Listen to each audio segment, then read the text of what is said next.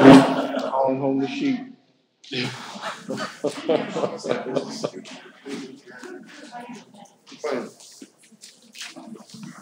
All right, I'd like to officially call the March 6th Utility Service Board meeting to order.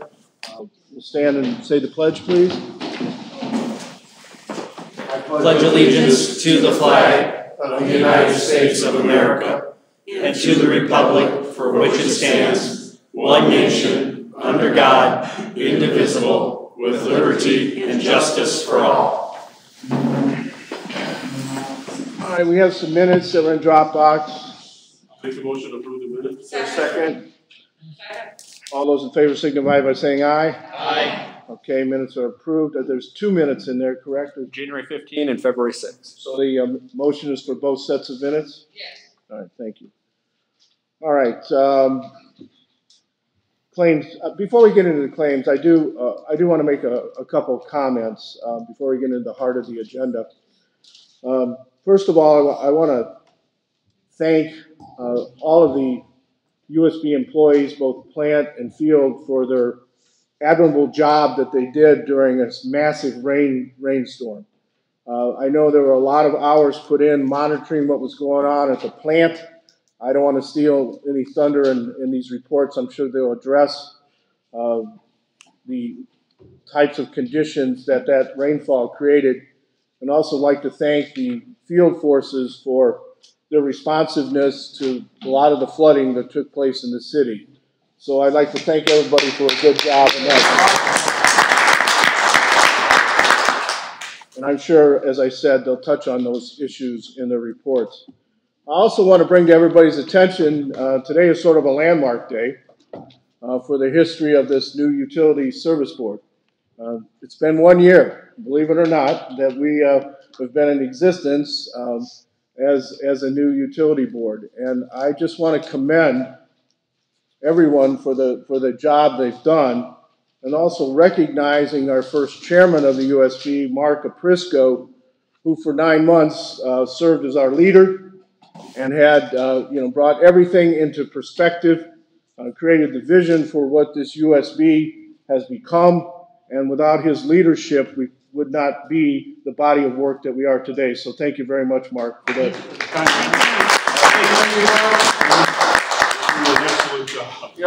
Today's board, as we operate, has done some amazing things to manage and to provide oversight for a very large body. And I don't know, was it $16 million that we manage? This year, yeah. Yeah, that we manage. So it's like managing a medium-sized business.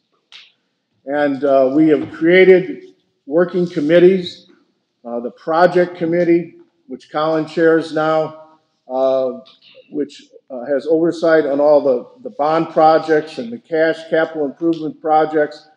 We have our pulse on what's going on with those projects. We also have created a committee to handle the budget, which is obviously a massive undertaking. And I hope I'm not going to botch this. That's you, Sue, right? Okay, I got it right. To keep track of all these groups. And most importantly, we've created plant liaisons. So individuals that work with both field and plant folks to help them not provide day-to-day management, but to help them in the concerns that they may have. So I'm really proud of this group and having the ability to serve this year as chairman with that kind of support. So again, thank you for your job. With that said, we can move into the claims dockets. And if you had a chance, they were in Dropbox. Chair will entertain a motion to approve. I'll make a motion to Second. Okay, is there any discussion on any of the docket items? I do have a question. Okay, Mr. Kenny. Billing from our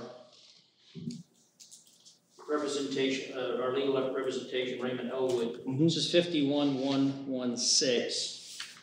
I've asked many times to see invoices. Still have not seen an invoice. I would ask the board to separate that from the claims so we can see invoices for what we're being charged. $5,116.50. Just says attorney fees. I like to see invoices before we approve that. Can we separate I'll that? address that, Mr. Cannon.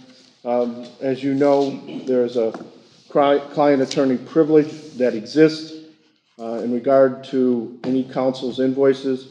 I have reviewed those invoices. I feel they're appropriate and in line with the services we've asked council to perform. And I don't believe at this point there's any need to reveal the details of those invoices any further. The public access counselor in Indianapolis disagrees with you. Okay. And I have an opinion from him that I can pass out to y'all. I was hoping we wouldn't have to go to that route. Hopefully we just sit down and look at those invoices up. I even compromised and just come and see them with you. If you can view those invoices, why can't the rest of us? Mr. Cannon, if I could address that probably a fifth time now. And it's incorrect that you don't have invoices. You've received invoices every time you've asked. And they're redacted. The description's redacted. It has the attorney that did the work, which is me, as the date of service and as the amount billed. I've not seen any this month. The redaction, as I've explained to you, is to protect the attorney-client privilege. You are not the client as an individual board member. This board as an entity is the client. I've expressed to you 5 times now that if you'd like to see the bill, we can have an executive session if the majority of the board chooses to, and you can review those descriptions. I've asked for that from both chairmen. Well, I've offered it to you, and you haven't asked at any time in a public meeting to ask somebody to set an executive session. You've never asked that. Your direction would be, first of all, I mean, your direction is in favor of you not showing them, otherwise you just show them. I'm sorry, what? Your direction to me is, if you don't. My advice is based on the law, and I guarantee the access counselor is going to agree.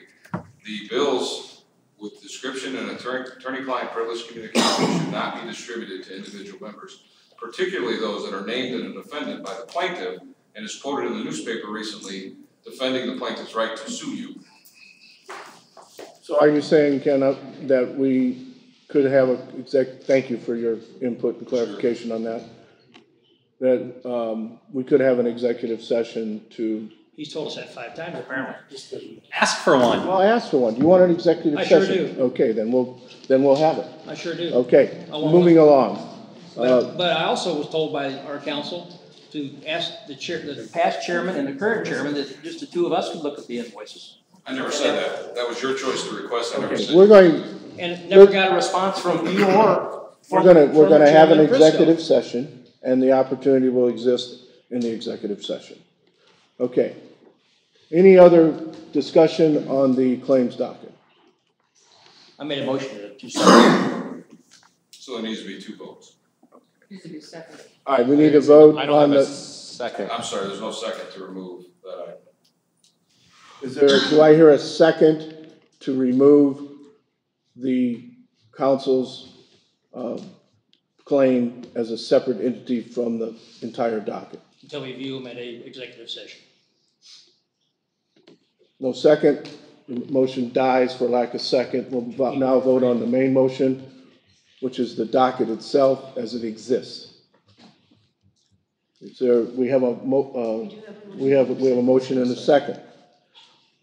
Chris, would you call roll on that, please? Member Modesto? Yes. Member Clem? Yes. Member Cannon? No. Member Williams? Yes. Member Zilli? Yes. Member Lynch? Yes. Member Prisco? Yes. Okay. The next item of business is the plant report. So I think we have a representative from the plant here. Carl, Mr. Nelson? All right. Mr. Nelson is our plant operations coordinator. He's doing a fine job. We appreciate you being here this evening. You're welcome. The city sustained approximately 4 inches to 4.5 inches of rain in the past 10 days, along with approximately 8 inches of snow melt. These 2 combined created a flow for the plant to take in 16 million gallons. The plant that you all discharge to is only rated for 4.95. That means we treated 5 times the amount of water that it's rated for. The plant not only treated the water, it did not bypass any water to Lake Michigan at all, not one drop. Nice. it's not only bypassed, it also treated and made its state permit for that treatment of that wastewater. That's what those people did.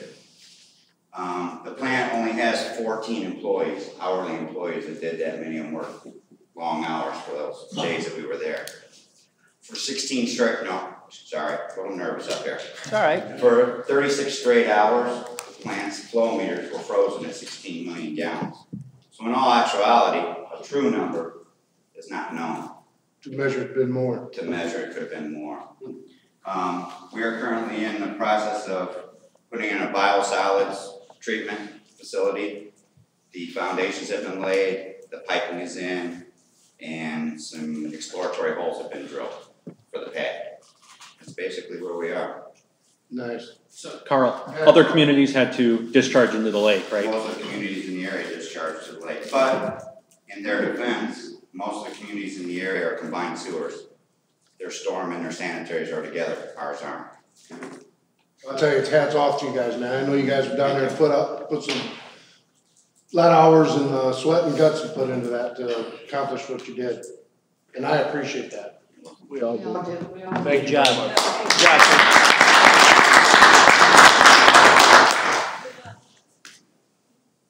All right, I skipped a few things, didn't I? Yeah. Did. Come on, you guys, you gotta keep me in line I here. thought maybe he had to leave early. That's why I didn't. I was gonna call him John, but that's okay. In the spirit of where we are on the agenda, we'll just continue with the field forces report, and then my eyes are playing funny games this evening. We don't really have anything new outside our weekly report, so. We're gonna talk about some of it in projects. Yeah, John's gonna cover some of our project stuff at Sobel Common. So if you have any questions for me. Keep up the good work. Thank you, sir. You guys are awesome. Thank you. All right, that- We appreciate your detailed messages on the calls that come in from our residents. That's good to know for our standpoint of knowing what's going on out there. Try to make it as detailed as I can. You do an awesome job. Thank you. Thank you. All right, going back up to the top of the list, Mr. Hannon, you could give us an engineer's report. Sure.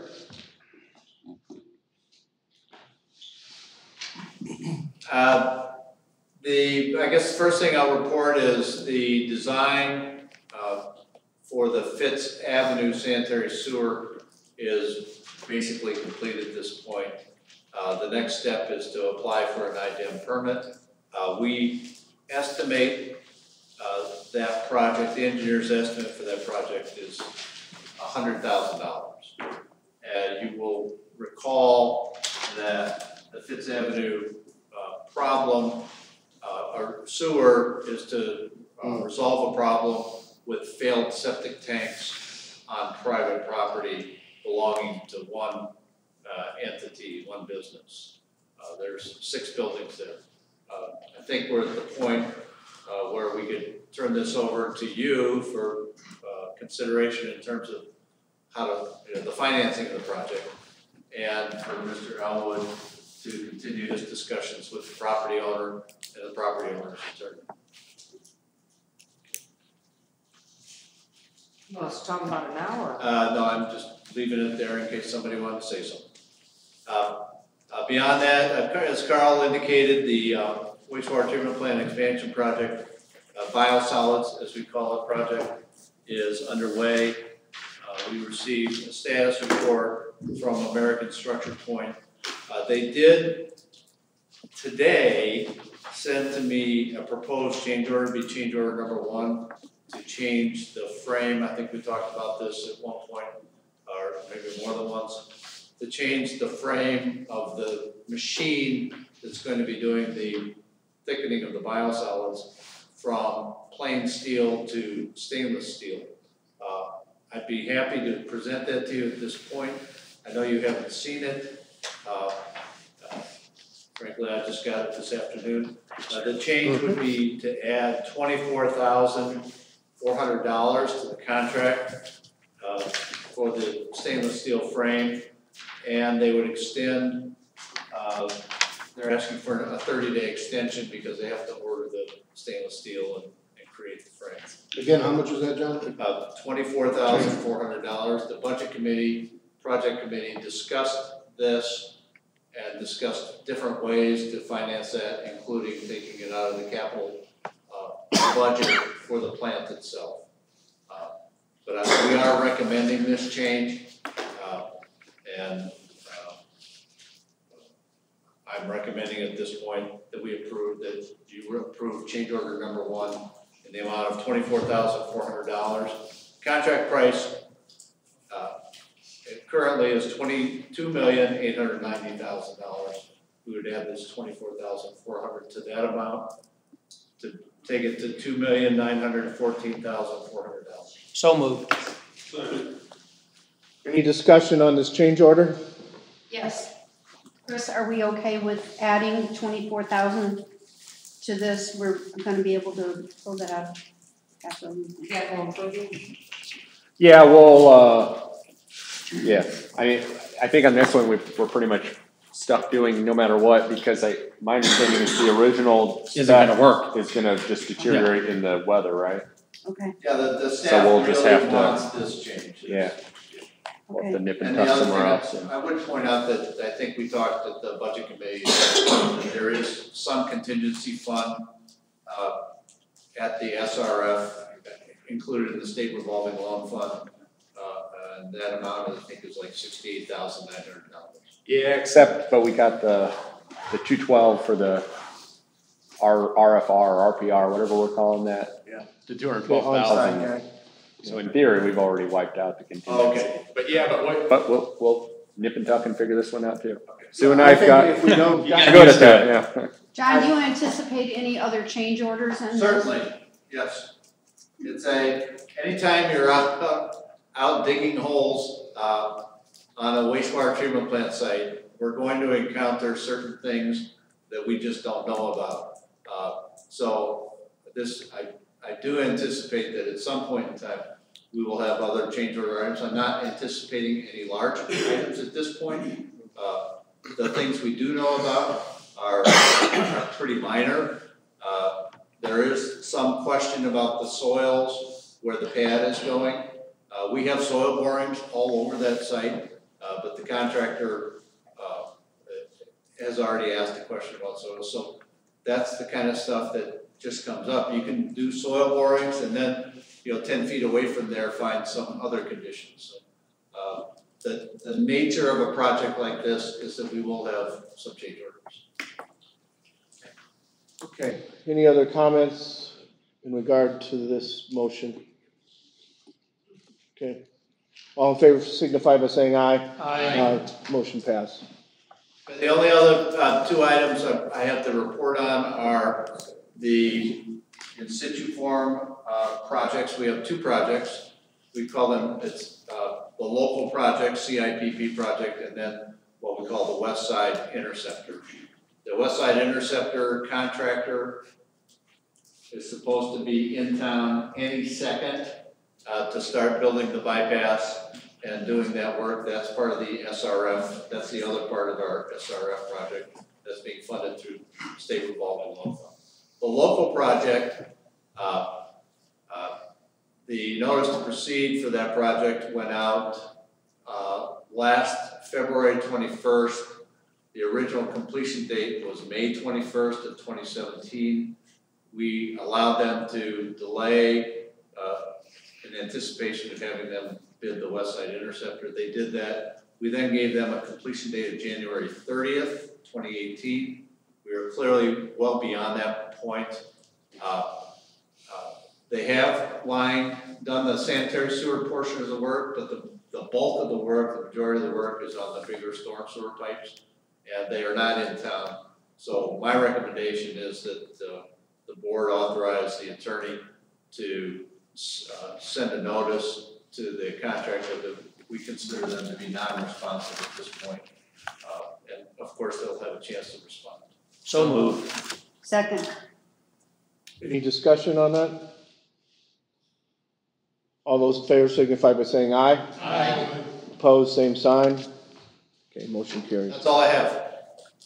All right. So John, a question about the railroad and the west side. That's all been clear. We're ready to. Yes, that's been clear for probably 40 days now. Great. Yes. All right, thank you, John. Thank you. Always appreciate your professionalism and thoroughness that you would help us with in these projects. Thank you. Bond projects, Colin? Sure. I did not get the Excel sheet in time, so I'll get that to you tomorrow. You'll have it in Dropbox tomorrow, but I'll give you an update on them. Biosolid, you just heard about Westside Interceptor. We do have field forces to discuss. John, they're proceeding Full speed normally. ahead. Okay. That we're looking for August 31st as a completion date on field forces. Central Avenue East is moving forward. NDOT will be opening bids next week. So we should have a good idea of when we'll start seeing construction on Central Avenue East. Obviously, that is a major project. Most of Central Avenue East of Hamstrom will be shut down, one side of it, for quite a few months. It should probably take, what, John, about a year to complete most of it. Year and a half, yeah. So it's a long process. Willow Creek Watershed, is there anything else on your end, Ken? No, the appraisers are doing their work at this point. Yeah. We're expecting, we've spent about 116,000 of the 1.5 million we have budgeted. The rest will be on the land acquisition side as we move forward on that portion. CIPP, I'm gonna have Dan talk about Atlanta. We're supposed to have a pre-con meeting this week. Tomorrow. About Atlanta, as you know, the pipe was 20 feet underground. We're abandoning that pipe, putting in a new pipe. Dan, is there anything to update on that? Not till we go through the pre-con and figure out their schedule. Okay. They did get the quotes. It's $105,000 for replacing that whole pipe. We're looking to take it out of their emergency repair fund at this point. They have, 190 in there, I think, left? 150, I think. 150. So it'll come, it's an emergency repair. We have how big is that sinkhole now? It's grown. It's probably about 4 foot deep by probably about 8 foot long. Yeah. So we have a big sinkhole in between those two houses. If you drive down Lute, you notice the big indent in the road. So that'll all be solved with this new pipe going in. Dombey Road, we awarded the bid, and that's moving forward. That was part of the paving bond the paving project on the city side as well. The compost site, do we get an update since yesterday? We haven't gotten an update. No, Okay. we're working on that. Okay, that's still NIPSCO that we're working with, trying to figure out who owns the land before we move forward on that. Willowdale Pipe, they had started the injection process, but with the massive rains, they had to stop it because it was full of water. So that'll continue once that pipe clears out. Has that changed since yesterday? No, yeah. Brant Street, the dry wells that we're looking to put in, at this point, we're looking to see, we have to wait to figure out if it's sand or clay underneath before we move forward on that project. That's on the list to get done. I thought Dan was gonna go out there and check that. It's sand? Yes. Okay, it's sand. That's good news. Good. Because the dry wells will work if there's sand. Yes, I had our back truck went out. I drove back down into the ground. Went down, it was 18 inches of topsoil, with some fill, and then he went down 8 foot, and it was all sand from the rest of the way down. That is good news. That's what we wanted to hear out of there. And then Fitz, you heard the update. So that's all the projects we had listed. I'll get the Excel sheet to you later. You have it all in an Excel sheet. That's it. That's it from the project side. You're gonna have all what's spent so far each project? We're working on that Yeah, now. Chris and I are working on going back to figure that out from previous months. And then John and I are working on the budget side to put in the budgets for each one. Some of them are in there already because we knew them off the top of our head. Some of them don't even have budgets yet, so. Okay, thank you, Colin. Thanks, Colin, good job. I know you worked extremely hard on this, and it's a moving target sometimes, and I appreciate you staying on touch with what's going on. Yep. Any comment about drainage projects in respect to your report? Nothing new. I mean, luckily, Parker, Danube, and Brian on the last, the big rainstorm, it worked perfectly. worked exactly how it was designed to work. So we know that that project we did has solved that problem. I know we had a few little areas in that rainstorm where it hadn't filled with water before, and now all of a sudden it's filling with water. So Dave will monitor it, and we'll see if there are projects we need to address in the future. Most of it was west side stuff. So if I could on drainage, I spoke with Mr. Hannon this week about the Brookview neighborhood, the Willow Creek that comes through Brookview neighborhood is eroding some backyards. Yes. Yeah, we had a meeting. When was this, Dave? This was December. Yeah, I believe so, towards the end of the year. Do you want to address it a little bit? Maybe we'll get you more details on that. We haven't moved forward from that meeting yet. Right, that's really like a discussion that we need to have. We don't walk, I think Dan and Mr. Hannon walked out there, walked the ditch, reviewed it, and then that's kind of where we're at right now. The issue is,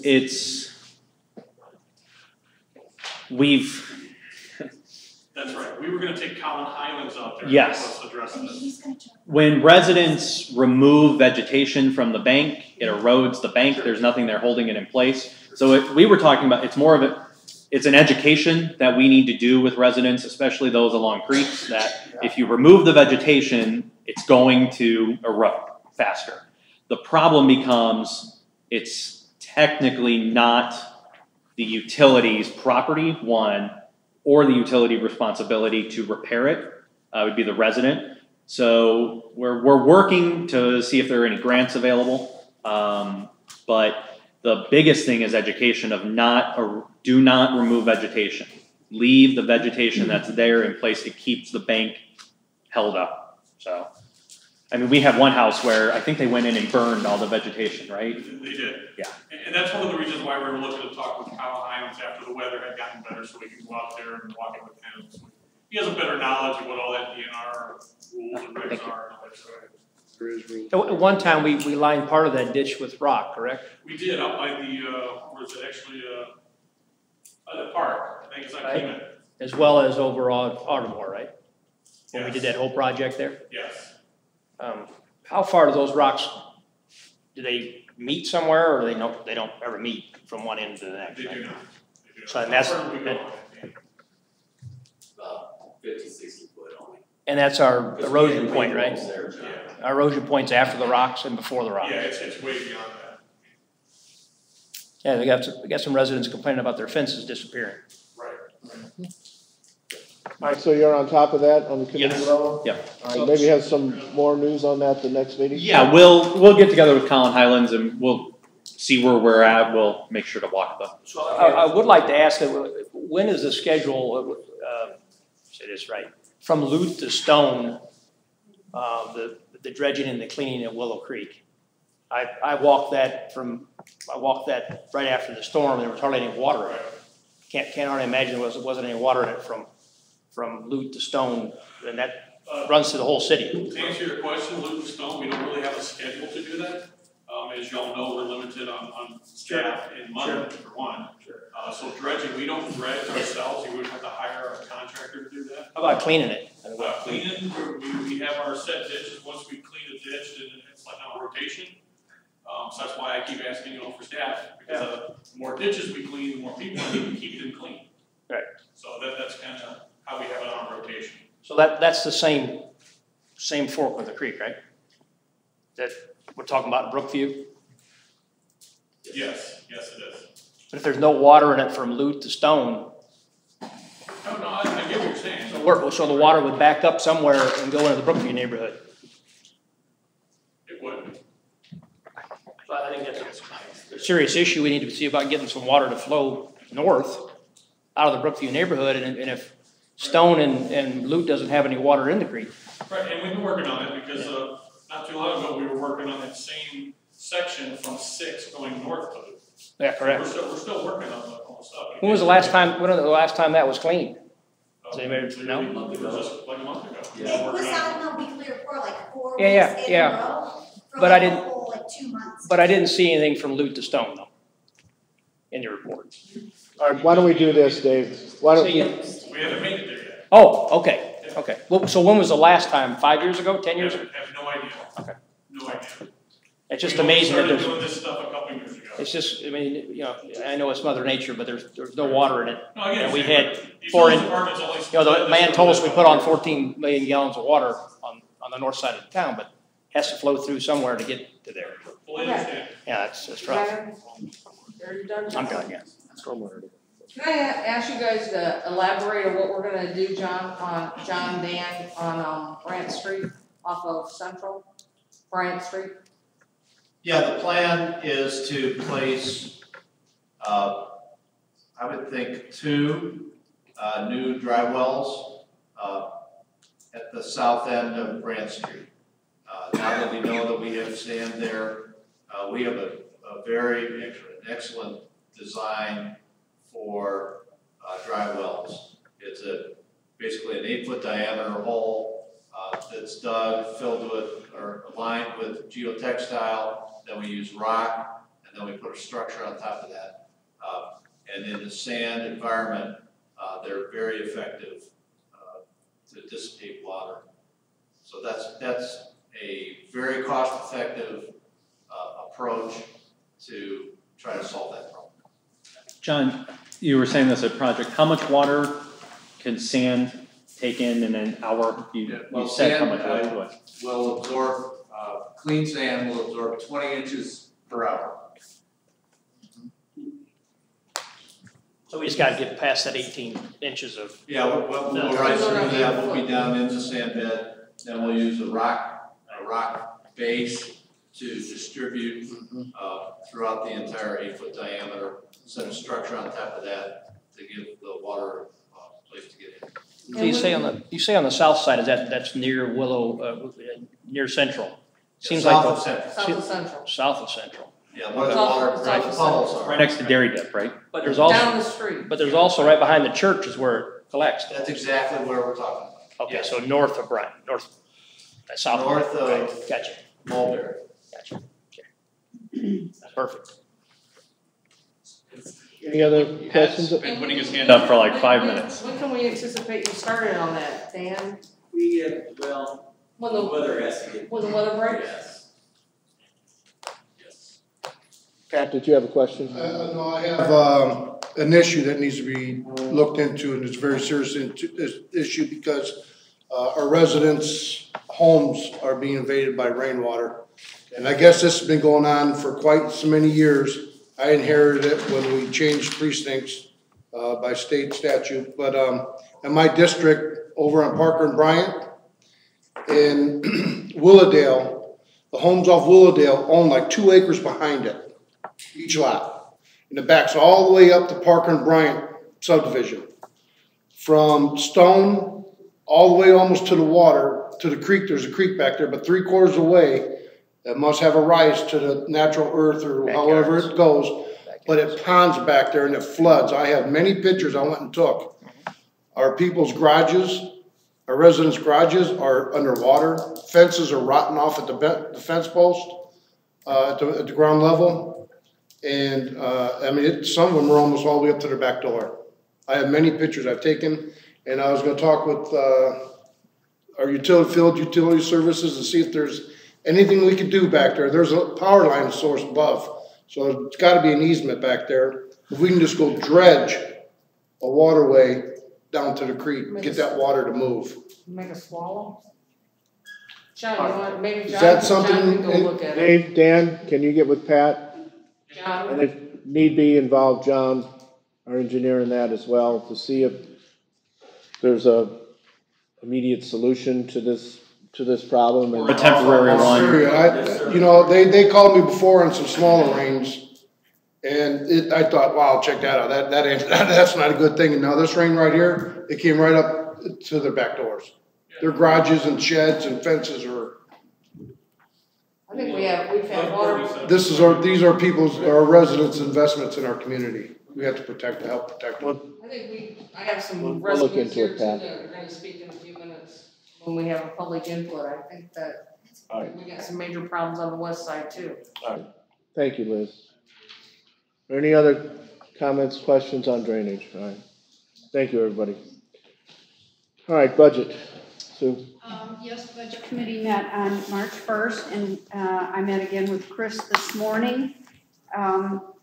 We have some issues and some concerns, and so I think it's new in the year. We're just getting our way through the budget, but we are recommending to the full board that we place the new impervious fees that we just began collecting into a special escrow account. We've talked to Chris about this. He can set that all up, but we had included them in the budget, but we're going to have to back them out and make them not available right now, which is going to kind of put us in a crunch. We have some concerns, but we have no idea how much our attorney fees are going to be from the mayor suing the Utility Service Board. So we have to hold back some money. We can't get carried away here because we have to hold the line on our budget. Question, so you said some. All of it will go into an escrow? All of the new monies, all of the new monies that we started collecting, Okay. yes. I second that. Is that a motion, Sue? I don't know if she made a motion. I haven't made a motion, but I can make the motion. Hold on. I thought that was a motion, I'm sorry. It was not a motion. It's a recommendation by our budget committee, which is, Well, Pat, you make the motion, I'll second it. I make a motion to Escrow all the funds from the previous money. I'll second that. There's been a motion and a second to escrow the impervious surface fees that we're collecting this year. Any further discussion? I have a question. Is that $144,000 a month? Approximately, yes. Any other discussion? you just have to remember that those numbers were included in our budget. Yeah. And so they're going to have to be backed out, Reduced. which is going to impact our budget. Mm-hmm. But it's still early. We haven't gotten all that figured out. So give me more reason why you want to put an escrow. What do we? We're being sued. We need to, Okay. we can't expend money that we're not sure we're going to have. Well, 144 every month. I mean, how do we get some projects done and such? It was my recommendation. We have retained the firm of Clark Quinn to defend us. The mayor's hired an Indianapolis firm. We have no idea the cost of this litigation that the mayor's begun. All right, we got one on the floor, so why don't we vote on that and then we'll vote on the hiring the attorney, is that okay? We have a motion on the, Yeah. The attorney's already been hired. I was just Yeah, we don't explaining need- that it was Clark Quinn. Yeah, Okay. we already hired him. We have to Okay. make a motion to. we have a motion on the floor. Is there any other discussion germane to the motion? Okay, we call roll, Chris. Member Modesto? Yes. Member Flynn? Yes. Member Cannon? No. Member Williams? Yes. Member Zilli? Yes. Member Lynch? Yes. Member Prisco? Yeah. Motion carries. Anything else you'd like to? What are you saying over there? About what? I'm ahead, Colin. confused, John. Wants to go out to breakfast tomorrow. Okay? Moving along. Is he buying this time? I bought last I time. bought yesterday. I got the Dinner, I would have invited you. All right, moving Why along. not? Like you. Moving along, Mr. Cannon. I realize that. Unfinished Your business? day will come though. Your day Is will there any unfinished business? come. Yeah, I have something. All right. Yeah, could you help me? One more, John, then can Dan and I contact you and meet up there on that project?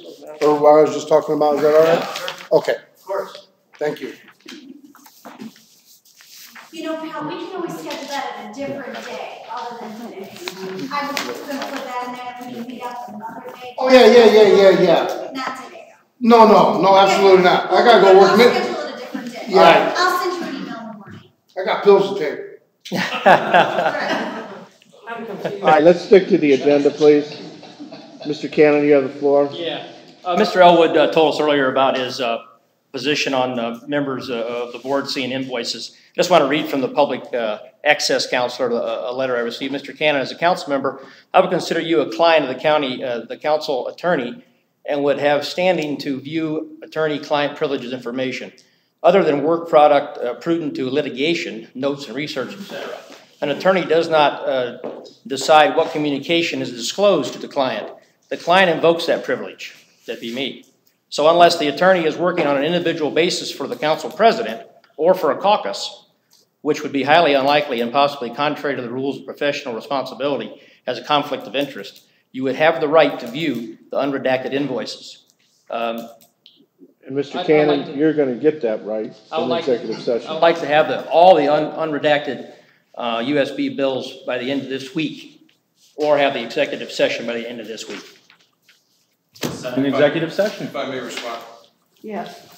Number one, these opinions are always based upon what is provided and seeking a unilateral opinion. Number two, it says nothing different than what I said. You're able to see them in an executive session. Quite frankly, Mr. Cannon, I don't trust that you won't take the Clark Quinn invoices and give them to the mayor, which will reveal litigation strategy. That's why I asked you to view them privately between the two chairmen. And that's what we've offered for 3 months now. Well, you keep coming and asking. Neither one of them have responded to my request. But you've never asked for an executive session. We're now told you that we'll have one. I have asked each chairman to view them, just them two, so the other folks, they apparently don't want to see them, or they would have been asking for them as well. Why didn't you ask for an executive session when I told you that was the process? I don't remember you telling me that was the process. All right, so we are gonna have an executive session. We'll try to get one scheduled. We could talk about that right now if you'd like. So I have a few more on the floor if I could. Absolutely. I'd like to just ask again about the surge in the billing. I understand in the beginning when you were sorting out the council takeover of the board, Mr. Elwood, but the bills keep getting higher each month and are nowhere near the former USB attorney billing, which averaged between $1,400 and $1,500, plus billing of $800 a month. Your billing is 3 to 5 times that of the USB under the former board. September, $6,300, October, $4,200, November, $4,300, December, $6,600 and some change, and in January, which was part of December, it was December's bills, $7,965, and seems like a lot of us were out of town or on vacation. The city attorney has been having trouble meeting with you regarding the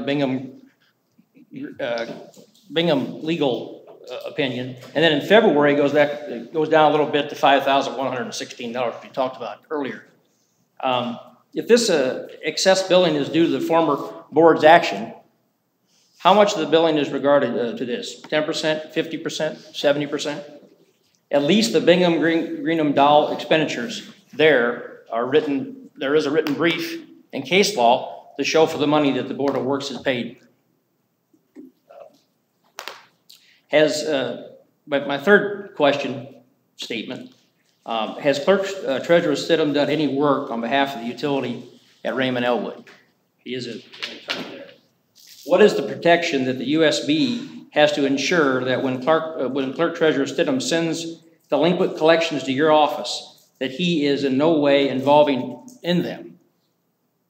Can you please provide that assurance to this board in writing that it's not happening?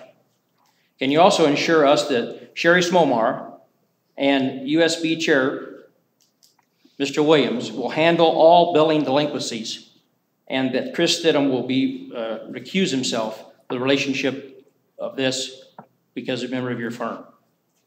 If it has been, we have relied to me that the USB provides you with a waiver on your representation of the operating engineers. And did the operators provide you a waiver on your representation of the USB? Is this accurate? Well, let me start with number. Let me ask you to articulate what you believe the conflict is if Mr. Stidham provides our firm the collection accounts for the USB. As all prior attorneys for the USB have done. They've done the collections. Okay. So what exactly is the conflict? Well, he works at your firm, which the other firms he didn't work for. Well, he sends me the collections in his capacity as clerk treasurer Okay. for the USB. Okay. So where's the conflict? You could articulate that because I'm not sure that's your idea. I just think that the clerk treasurer should recuse himself if he's going to send bills to the firm that he works. Okay. To answer your question first, I have a couple of comments. You called me ethically and financially conflicted in the newspaper, and I find it odd, Mr. Cannon, that Mr. Stidham started working for me in the summer of 2016. Mm-hmm. In January of 2017, you voted to have me be both the city council attorney and the USB attorney. In January of 2018, you seconded the motion for me to be the USB attorney and voted both times. In November, you appeared in my office, scheduled by you, and said, when the mayor goes to jail, I'm going to be appointed by the Republican caucus as mayor. And Ken, I'd like you to serve as my city attorney. Never said that. Chris Stidham worked in my office at that time, Mr. Cannon. And so I really don't understand your posture.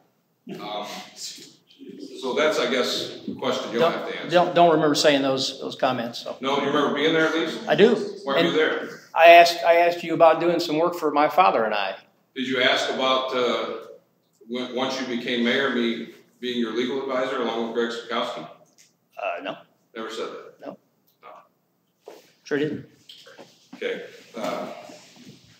I would be happy to defend my billing. I've defended it to two chairmen. Sure. There's been a whole lot more activity. You cannot compare apples to oranges. Sure. I don't think the prior USB chairman wrote $93,000 in checks without board approval. I don't think the prior USB chairman attended an inauguration of a president and paid for it out of USB funds. I don't think a prior chairman leased an $80,000 vehicle for himself and two of his administrators through USB funds. So yeah, there's been a lot of activity. Sure. I would compare my collection efforts with any past USB attorneys, which is part of those costs. Sure. I will tell you that we have increased the revenue for the city in collections, and I would defend my actions against any past USB attorney. Mr. Stidham does not work, any of those bills that you see does not have any of Mr. Stidham's time on them. He does not work on those files that we billed you for. Okay. And so, a phone call instead of grandstanding in a public meeting probably would have been appropriate. I'd be happy to answer your questions. Maybe when we talk next time at my office when you offer me the city attorney job again, which I declined because I indicated I'm supporting Mr. Stidham for mayor. Well, of course. I have a couple more questions if I could. I'll stand up I never did get the answer on the waiver of the operating engineers. And did the operators give you a waiver to represent the USB? In what capacity? Well, it's just odd to me who authorized to give you a waiver to represent the operating engineers when you have to represent us and them at the same time. I don't represent you in negotiations with the operating engineers 150.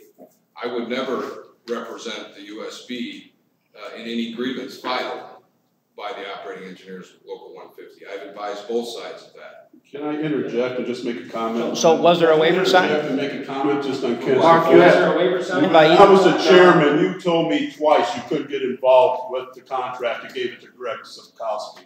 Maybe next time you ought to talk to Greg too and find out some facts. I did. So was there a waiver signed by each side? That's all I'm asking. For what? There's no waiver needed to be signed. I've not represented you either side in contested litigation. Okay. Every time there's a matter that has to do with the contract or negotiation of the contract, Greg Sikowski's handled it. You got your answer. Thank you. I've handled some discussions between on some issues that have arisen. Mr. Williams has been involved in that recently, but those have been resolved amicably. So no waiver for either side? From operating engineers or from? I've gotten waivers from both chairmen, but I've told them I'm not going to work on any operating engineers 150. I have a waiver from operating engineers 150, Dave Fagan, if the need ever arose, but no, it's not arisen. Okay. Ask Greg Sikowski, he handled all the negotiations for 150. Sure. If you talked to him, he probably told you that, right? Say again? I said if you talked to him, he probably told you that, right? I'm not going to discuss what Greg and I talked about. It wouldn't be fair to Greg. So you just said you talked to him about it. I did, but I'm not going to tell you what we talked about. The attorney-client privilege?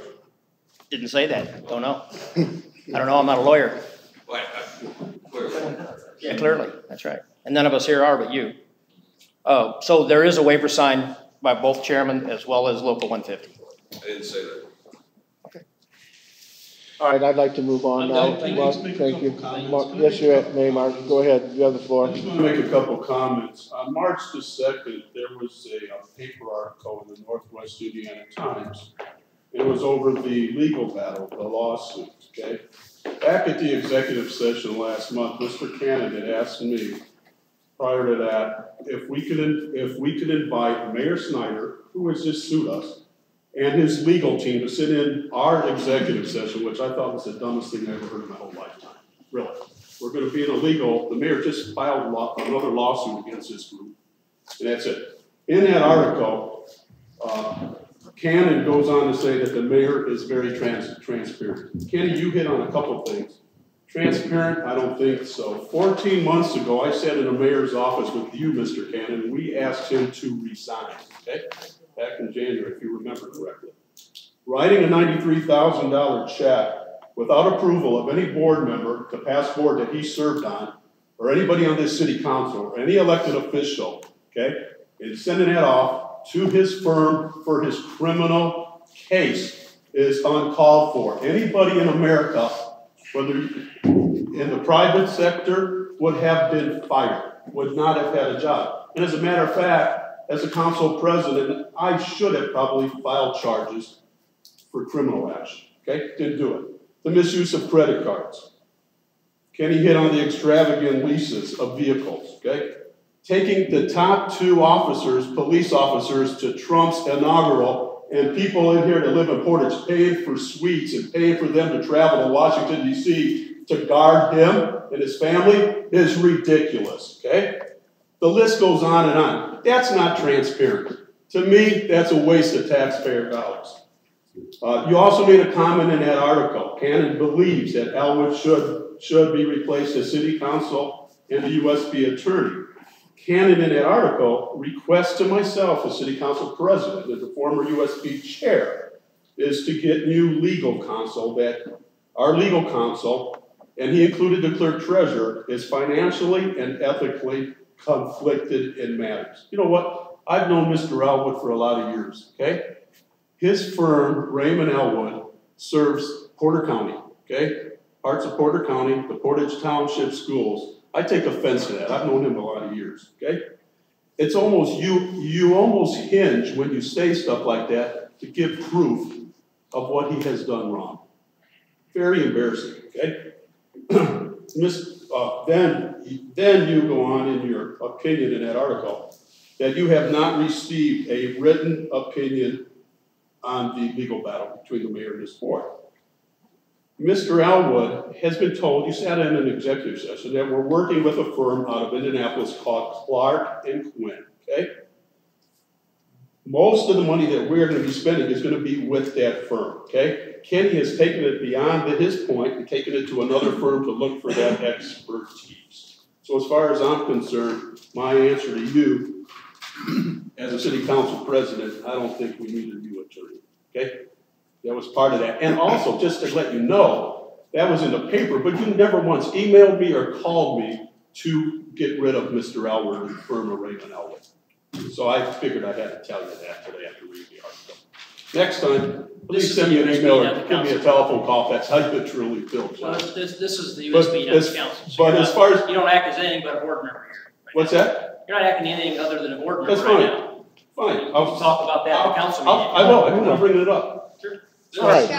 Scott, can I just add one thing? Yes, and I'd like to move on after your I just want to have in the record to note that, well, Mr. Cannon is complaining about Ken's attorney fees. The Board of Works of this city authorized over $25,000 in legal fees that the mayor racked up For 1 month. for 1 month. 1 month. For one month. For legal fees because he's so upset and wants this USB back so he can have our money to spend. And that's not going to happen. It's not going to happen. And we still owe Fager Baker Daniels $21,000. $21,000. Those are all fees that the mayor incurred, way more than what our attorney Ken Elwood is charging. And the city Board of Works authorized paying those. So you need to be talking to the Board of Works. And Mr. Cannon, since you're always running up to the mayor's office, he's so transparent that we asked him to resign 14 months ago. Why don't you talk to him about those bills? Maybe I have. Yeah, why don't you talk to him? Maybe I have. Yeah, why don't you give me a call and let me know what the deal is? Okay, thank you. If you return my phone calls, I will. I always do. You know what I'm saying? All right, I would like Mr. Stidham to have the floor here for a minute. Sure, Mr. Chairman, I promise I'm going to keep it brief. I just, obviously, my character was attacked here just a little bit ago along with someone else in the room. I just thought it was appropriate that I get the chance to defend myself. I guess, honestly, I got to just apologize to the members in the audience that you had to sit and witness this. I think what you just watched is beneath what you guys deserve as residents in this city. I think what Member Cannon has just done, trying to assassinate the character of two people in this room and question his fellow members on this board, including two chairmen, insinuating essentially a collusion type thing where we're all somehow involved in some sort of working together to keep you out of the loop and fleece the taxpayers of Portage. It's wrong. It's beneath the people that you just said that in front of, and it's beneath the taxpayers. You've said all of these things without any sort of evidence, and to make such accusations without evidence is embarrassing for yourself. It's embarrassing for this board. And it's beneath all the work that we do here. It's sad that we started out this meeting with such great hopes based on Member Williams' comments about all of the great things that this board has accomplished over the past year. And then for it to be drugged down into the gutter that you just took it, Member Cannon, is sad. I don't determine the legal counsel for this board. It was a board vote, and as Attorney Elwood pointed out, you made the second to choose the attorney. So I don't choose where our collections go to. If the board wants to choose someone else, they're free to do so, but they've chosen Attorney Elwood 2 years in a row, and so be it. That's not a decision of my office. I don't handle them once they get to Attorney Elwood. I've got plenty of other work to do. And so for you to sit here and insinuate or even state otherwise is inappropriate. It's wrong. And I frankly think you owe everyone in this room an apology. You owe this board an apology. And you owe myself an apology. Yes. That's all, Mr. Chairman. Thank you. Thank you, Mr. Stidham. All right. We'll move on to the next order of business. I do want to make one comment. I know there was an article that appeared in the paper that Ms. Russell wrote in regards to this very topic about collusion and trying to keep things away from Member Cannon, and we addressed that in the media, both Mr. Prisco and myself. So we've already publicly addressed that issue, and those comments we made were in the newspaper. All right, under new business, we had the Field Forces building change order number 1. Mr. Chairman? Yes. Before we move forward, can I make just one small comment? Yes, you may, Mr. As a board member, I have 110% confidence in Ken Elwood as our attorney as utility board. He's doing the right things that he's asked of from this committee, from this board. He has went out of his way, answered many phone calls, many emails for free. I don't want to get into what the billings are for, because I don't have that in front of me right now, nor do I want to see it at this point, because quite what's happening here is disturbing to me. And I'm going to apologize to you. Ken, you're doing a fine job. Thank you. I appreciate what you do for the board. Thank you. Thank you, Ken. Definitely. All right, thank you, Pat. Mr. Clem. Change order for the Field Forces. This is for the change. Go ahead. Who wants to address this, Mr. Commenda?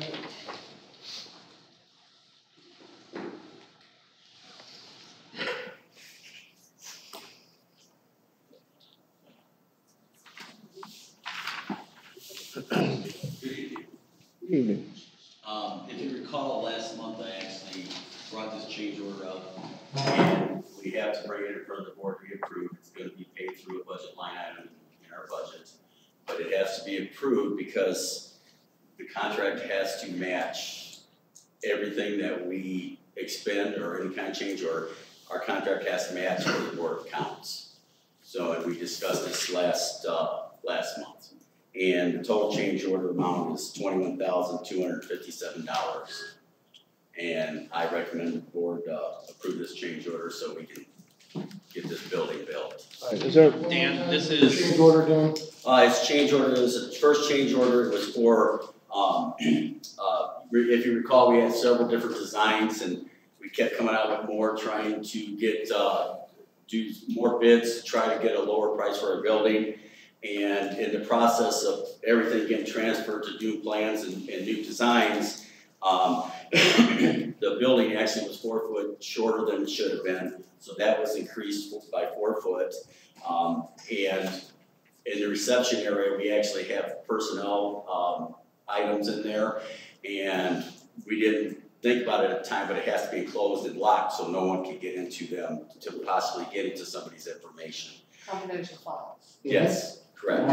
And then the last thing is we wanted, we needed data drops for our computers because right now we're on Wi-Fi and we have so many issues that the Wi-Fi just goes out and we can't connect and it's just really hard trying to get your work done if you're not hardwired, if you don't have your computer hardwired into the data system. True. So that's why we're kind of doing that, and it's actually very reasonable for the prices, and we actually have someone that's going to come in and actually hook up all our data for us also. So we have everything at this time all covered. I'll make a motion. Any other comments or questions? $21,257. I'll make a motion to approve. Second. Is there a second? All right, any other discussion? All those in favor signify by saying aye. Aye. Those opposed, same sign. All right, change order will be accepted. All right, next item are the impervious surface calculation and appeals. We have 3 appeals that the board is going to listen to this evening. Just some comments prior to the appeals.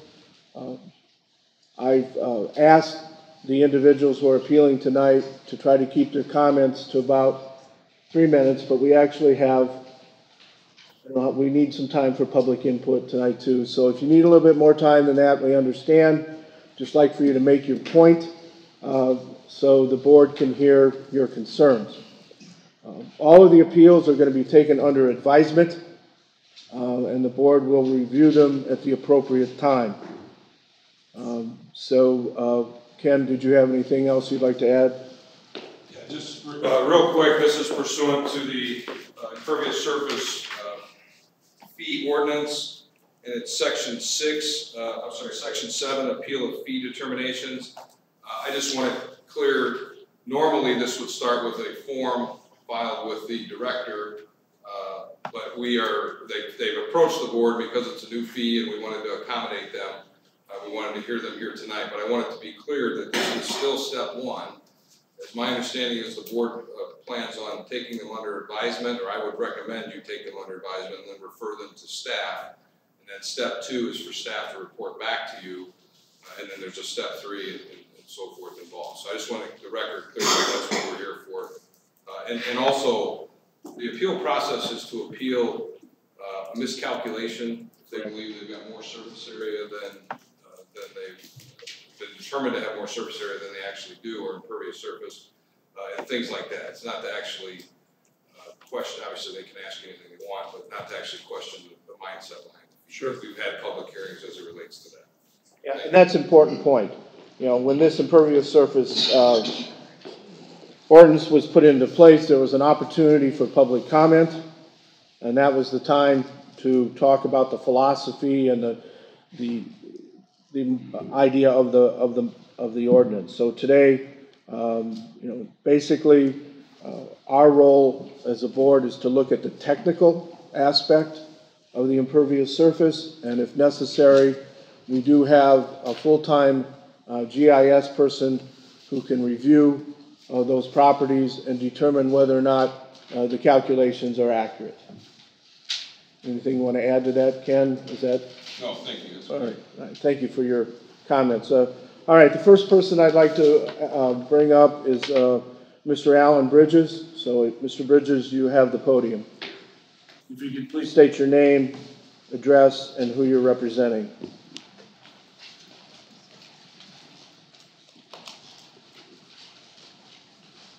You want my personal address, or do you want the address of the company? The address of the company. All My name is Bruce Allen Bridges. I'm the Vice President Manager of Boyens Marine Inc., 1340 North Chrisman Road on Portage.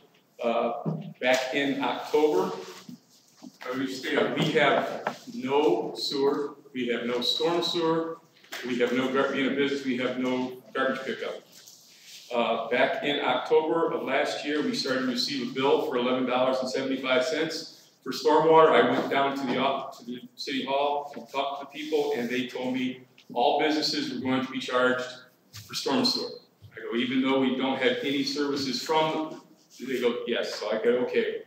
At that, it's less than $150 a year. So the owner of the company and I discussed it, and he says, okay, we'll just pay that. It's not worth the time involved to have any argument about that. We received then a bill in January of this year of $12, which was an increase of, which I was told was going to happen. Then we received a bill for February of $1,140.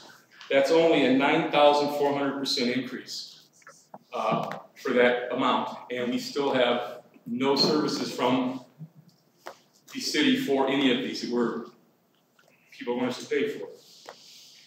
We figured that out. That is more than half of what our property tax is a year.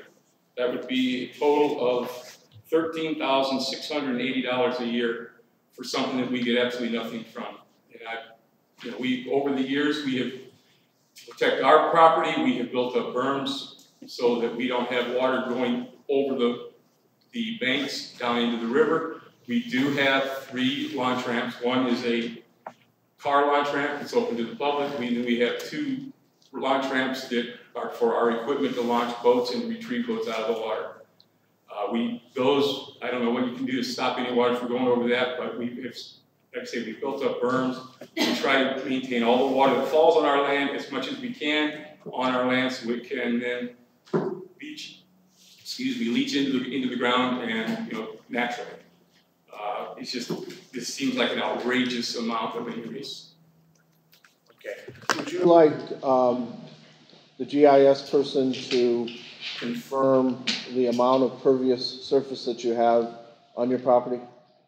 I have a list of all the buildings, all the hard surfaces that we have. The majority of our 8 acres is covered with gravel and grass. Okay, I'm just asking Mr. Bridges. We need some clarification because this is, a 9,000% increase is rather extreme. Can I have copies of your areas that you've measured? Sure. And what the surface is? Gravel, grass, weeds? What I did is I went through our concrete and blacktop areas. I measured those, got square footage of those. I did all the buildings, the square footages of those. The launch ramps, I did square footages of those. All the other, I've got an overhead picture from Google. I've got numbers on the buildings and stuff like that here, and everything else is stone and grass that we've got there. If we could have a copy of those documents, sure. Mr. Bridges, that would be helpful. helpful. Pictures that you have of the grounds? We'll pass those along to the GIS. I did not have time today to mark. You know what? You'll be contacting I'll swing by and get a copy of it. All right, I'll get it.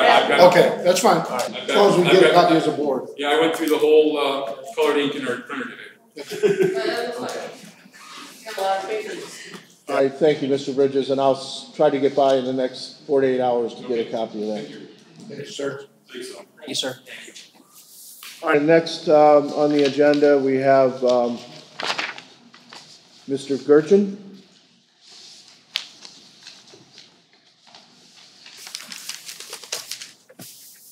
Hello, Brian Gurchin, property 5440 East Mountain Road.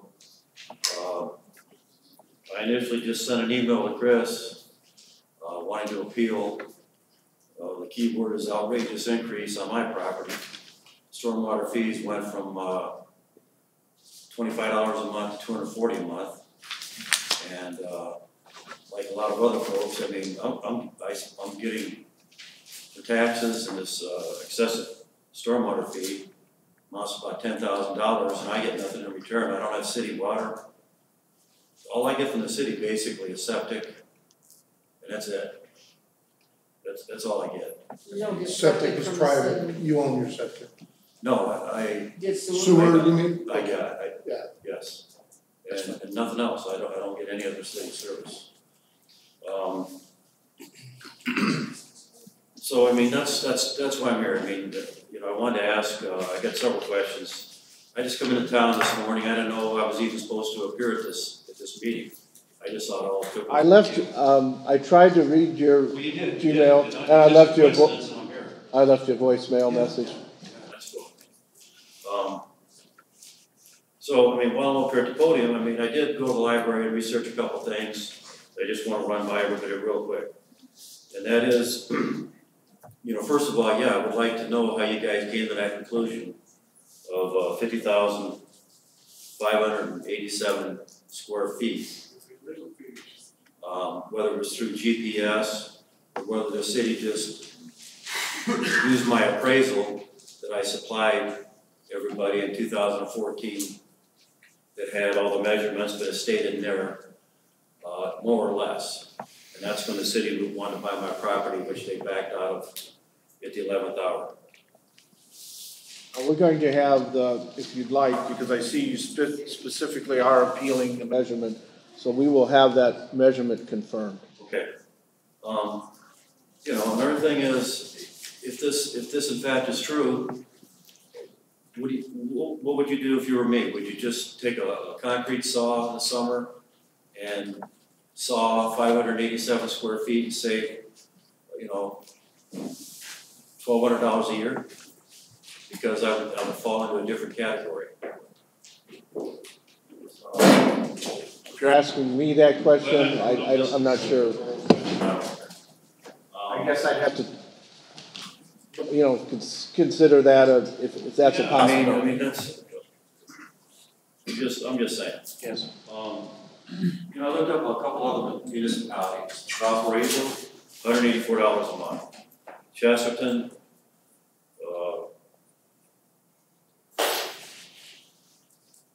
$54 a month, I believe. I mean, why so much? Why such a dramatic increase? The way on a business owner. You know, this is, lastly, I just want to say this is going to make my property, we're trying to sell my property on 20, and this is going to make it much more difficult. Now, if somebody goes to the city and buys a property from the city allows them to purchase that property without restrictions. You know, just like my neighbor. And whereas if they come to me, you know, the city, for the potential buyer, puts a lot of restrictions on there, which has made it more difficult for me to sell my property. Along with this, you know, $3,000 a year bill they're going to have to incur. So, just a few things to consider. Well, thank you very much for your time. Pat, do you have a question? We're rushing here, but how much property do you actually own in comparison to that square footage? 1.53 acres. 1.53 acres. All right. I've been penalized by the city ever since the onset of buying that property. City forced me to put in that parking lot. Now they're, you know, raising my fees because I got that parking lot. What's the name of your business?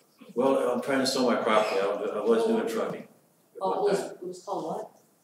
CRST. Okay.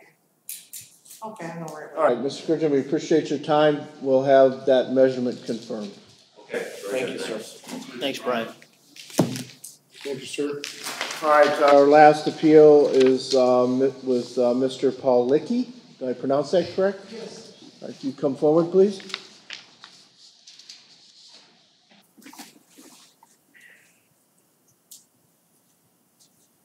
Good evening, everybody. Good evening, sir. Paul Lakey. The address I'm talking about is 609 Fort Melton Road in Portage, Indiana. We're on US 20.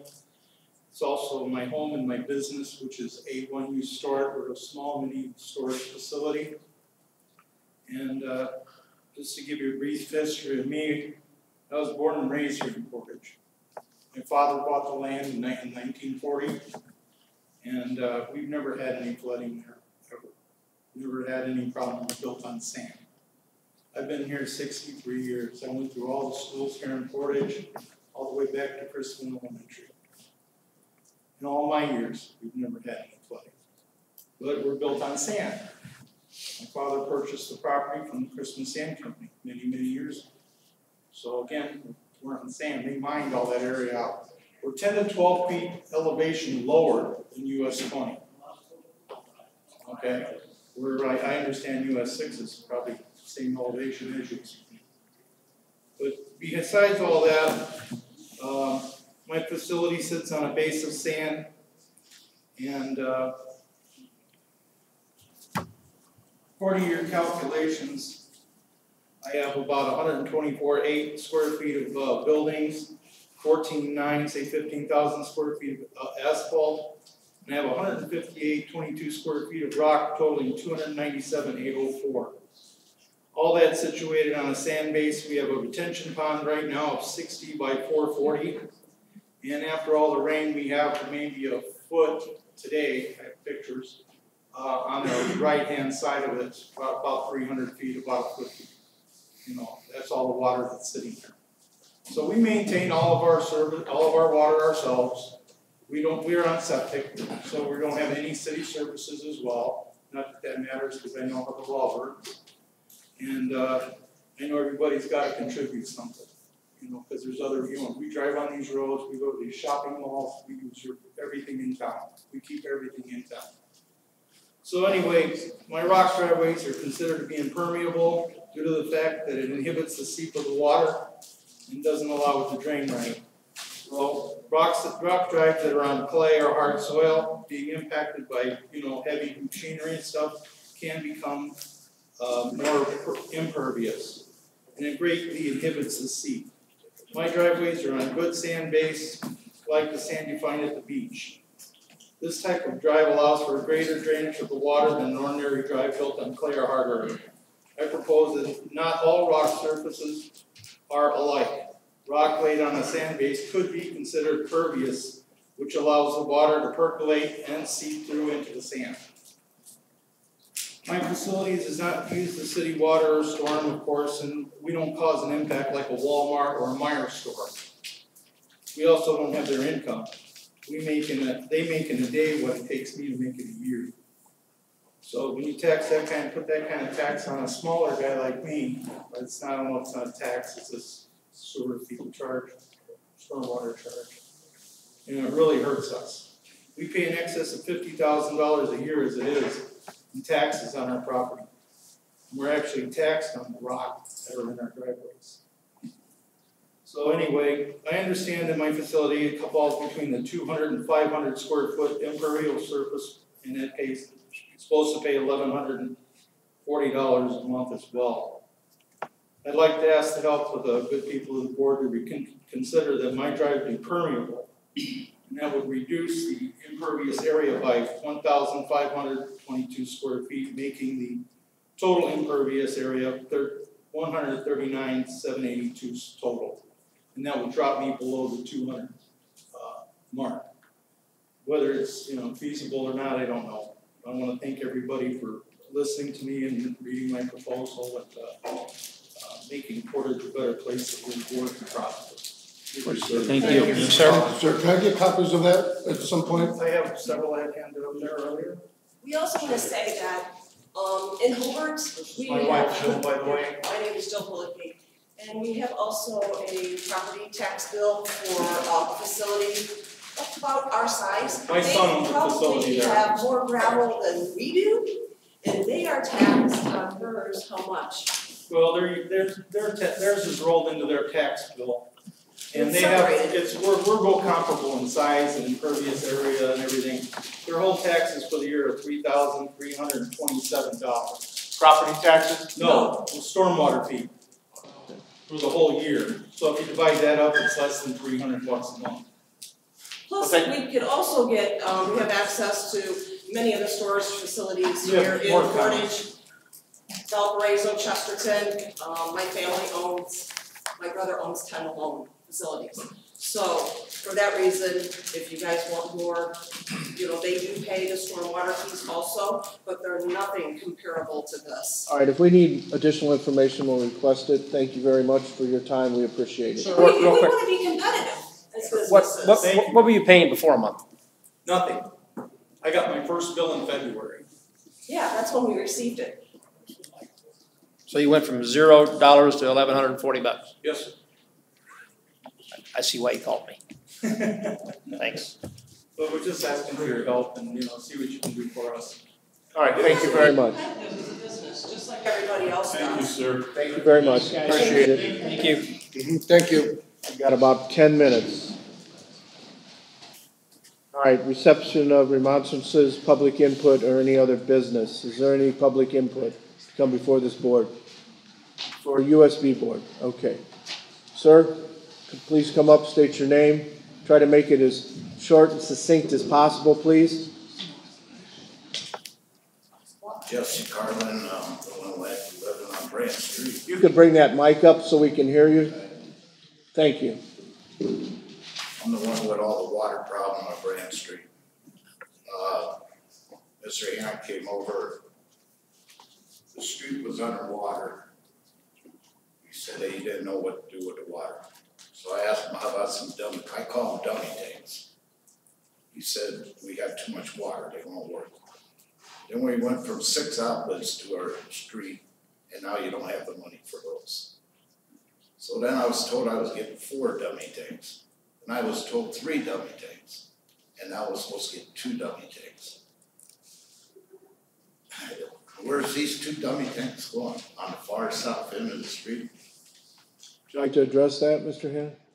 Yeah, the real point is we haven't determined the location yet, or even a number. I've said 2, but we need to go to the site with the sewer crew and make a determination. And we can involve the homeowner in the final decision, make sure that we're all in agreement on the project. Can I get your name again, please? Jesse Carlin, C-A-R-L-I-N. C-A-R? L-I-N? Like George Carlin. Oh, that's what I'm. Can I have your phone number, please? Your phone number? 512-0777. Okay. Thank you. Didn't want to have him give that out to everybody. Thank you, Mr. Carter. Anyone else? Yeah.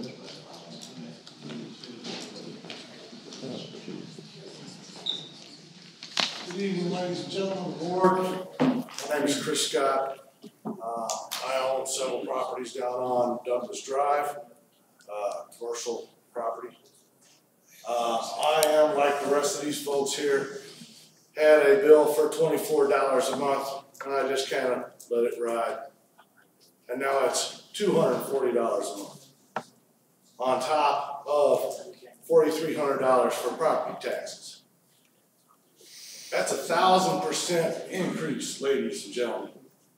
1,000%. We made contact with your office. I was supposed to talk to Mr. Scott and Mr. Christopher. Nobody ever contacted me back. I believe I spoke to a lady at your office twice. Yes, you did. Okay. So that's And then that was 2 more times than none.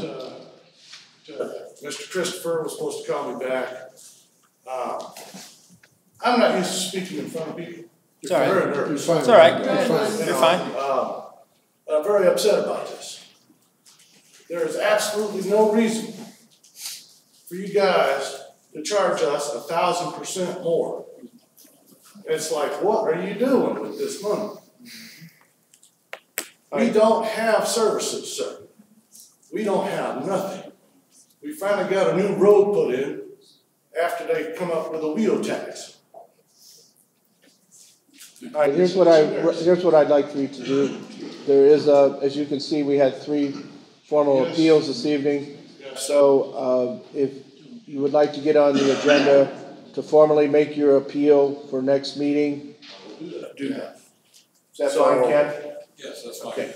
So if you would do that, and if you have any questions about that process, you can contact me. All right, thank you very much, Mr. Scott. Thank you, sir. Next. Yes, ma'am.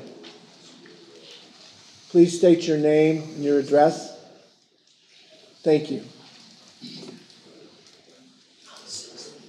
2811 Brandon Street.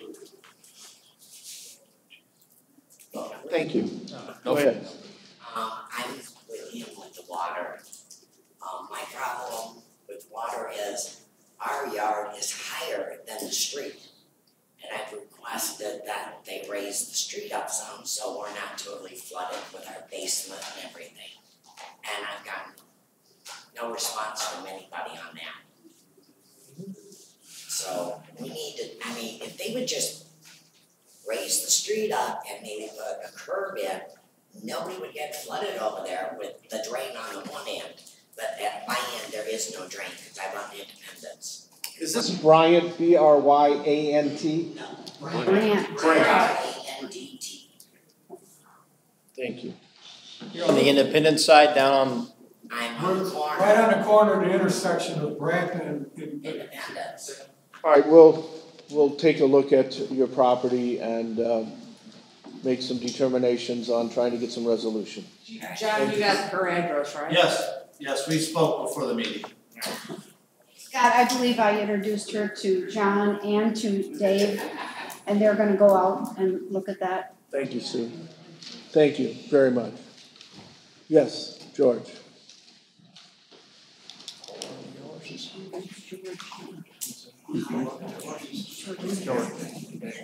Oh, Jesus. I don't think I have to tell you my name. Yeah, go ahead and introduce yourself, please. I have a water problem too, right in front of my house. What's your The name, drain- sir? George Stahl. I have a water problem right in front of my house. The drain is there. It comes down, it fills up. It comes from the north, then it comes from the south. And Scott knows the problem. It goes no place. I've told him it had limbs in it. Nobody believes me. It's full of limbs, really. 1954 Jackson Street, right across from Scott. But anyway, I'm tired of it. It comes up into my driveway sometimes. There's so much. And I'm tired of it. And I'm tired of the roads. I know this is about water, but the roads had water in it too. And that made the holes bigger. And you know that. You people are going to be running for office one of these days. We want to remember who you are. I know you. I know you. All right, George, we're going to pay closer attention to that. I know exactly what you're talking about. Yeah. I don't know where you're doing with the money, but it's not going on the roads. Well, you know what, you're gonna have to ask the mayor about that, cause he's. Well, he's not here, you guys run him off. No. Not yet. Working on it. All right. Thank you, George. Thank you, George. Believe me, I'm familiar with it. All right, is there anybody else? Pavement on Central Avenue has a line in it from here to there, broke already, right down the center. Thank you, George. Thanks, George. Central Avenue. I Well, it's right there. Not sealing the joint. All right, is there anybody else? We've got a couple minutes. I'll make a motion to adjourn. Second. All those in favor of adjourning, say aye. Aye. U.S.